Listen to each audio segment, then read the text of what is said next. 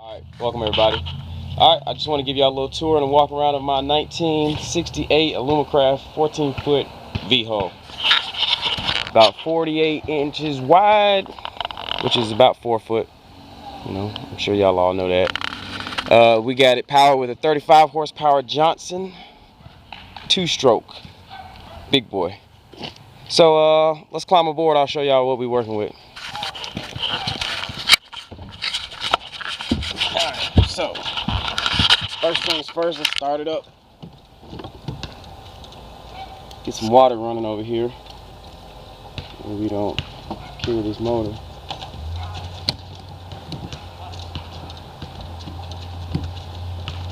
Cut it all the way on. Got my kid earning the Coke. Alright, let me make sure that it's pumping through before I start it up and let you check it out. Just give you a tour from the back to the front of the boat. Yeah, she's good. Alright, so I bought this boat motor off of Craigslist for $700. And so far, it's been a champ. Give it a little gas here.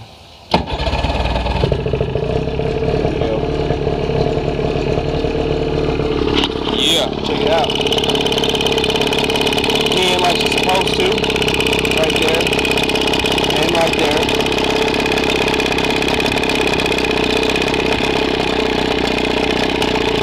Shifting in all gears.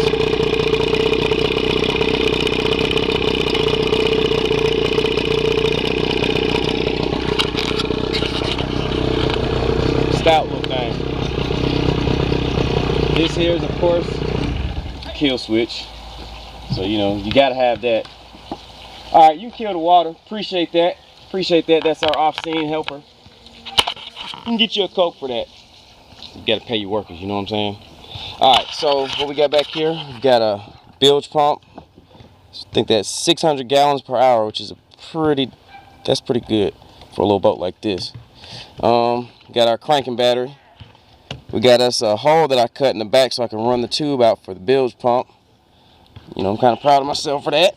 Got my accessory battery, the cover, 6-gallon gas tank with a little fuel gauge, which we running close to empty. All right, let's come up front into the middle section. It's not a big boat, but if you somebody like me who don't have a lot of money and you want a budget, hey man, I bought this boat for $350 off the side of the road, boat and trailer. Pulled it home that night. It looked ugly. You know, I cut the front bench seat out, made that casting deck. You know, I got a live well and I built a storage hatch. Now, if anybody's got any ideas or suggestions, feel free to, you know, let me know, because I'm still kind of changing. I kind of built the boat without actually being on the water, knowing where I would need stuff and what I need. So right here, what I'm going to do is, on the next video I shoot, I'm going to try and build me like a storage box right here so I can put all my tackle and gear in. You know, I've got like stuff like, what do you call these, dry boxes.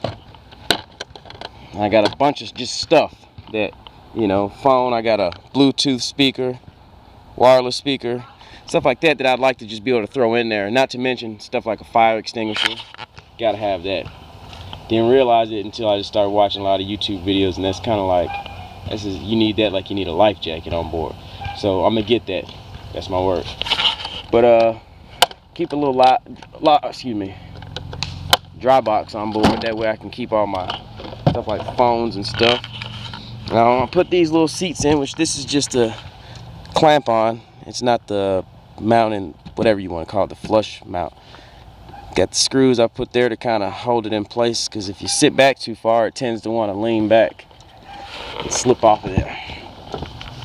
You can't see it in the daytime, but I got running lights running all the way around. I got them off of eBay. $16 or $8 for 16 feet, or vice versa, something like that. But yeah, here's my electronics that I knew I wanted and had to have, you know. And by the way, everybody, got all this plywood and carpet from Lowe's. I think everything, all the plywood for the casting deck. I built a skeleton underneath there with beams going across to support it from, you know, me taking the bench seat out. And all in all, I think it was maybe like $175 for glue, all the materials, the carpet, and all the plywood. So yeah, you know, if you're out there doing it, you want a boat, whatever, you can have one. It ain't that much. This is for my aerator, which is the live well, which I got that running right now. We got our depth sounder right here, which is a fish finder. I disconnected the transducer. Always do so if you're going to turn it on outside of the water. Otherwise, you will destroy it. And this pivots around so that way if I'm at the front of the boat, I can, you know, still see what's going on. This little hummingbird cost me like $100.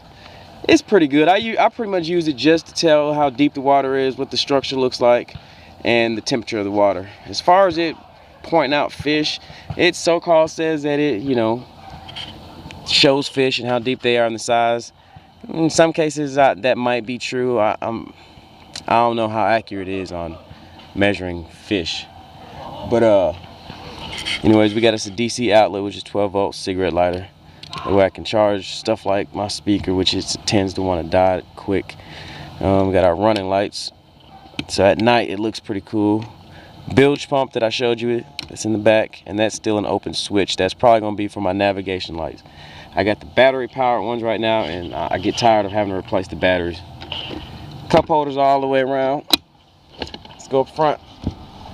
So up here, I put a little rod holder, which now that I've done it and I've been out on the water, it's in a bad location. When I'm sitting up here from the front, and I'm, you know, trying to reel in or something, and I got poles right here, they tend to get in the way. And not to mention, I actually lost one time. I cast it out, and it hooked the pole and threw it right out into the water. So this is a bad spot for that. What I'm gonna do is move my batteries from here and cut out 2 holes here and put them there.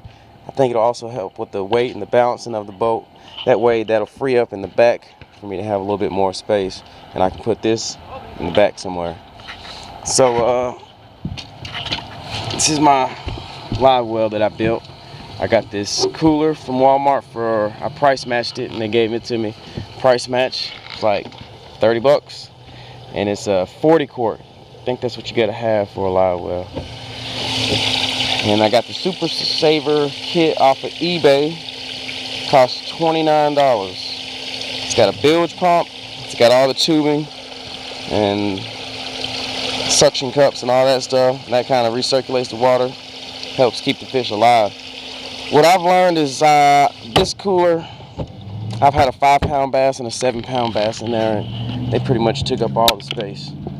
There wasn't any room for anything else. I mean, they could move around and they were oxygenated with the water, but it was just crammed up in there.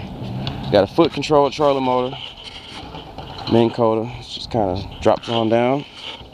And then we've got, let me move this out of the way. I haven't mounted that foot mount because it's small up here. We've got ourselves a little storage hatch I had to have. You know, got life jackets. I keep 2 on board. And we got my tackle box, and then there's room for other stuff. So that's the tour, that's the walkthrough of my little 14-foot V-hull. Check out my videos of me on the water. You know, I do fishing, and now that I've got this camera, do some underwater stuff. Hopefully that'll be pretty exciting and cool. So for those I haven't seen in a while, what's up? Yes, y'all. Check me out. We can't communicate in person, we can communicate over the web. Peace.